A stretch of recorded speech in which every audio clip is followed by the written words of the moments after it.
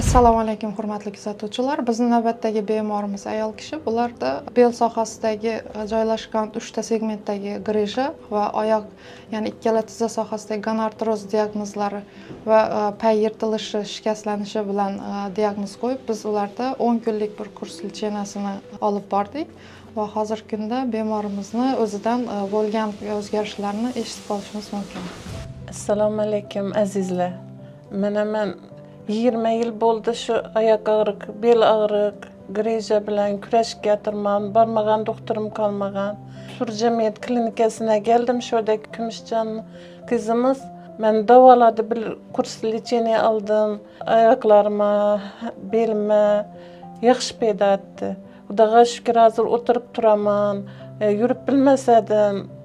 Ağrı kaldırıcılar içip yürerdim. Hazır ağrı kaldırıcım içmeymen, Xudoga şükür.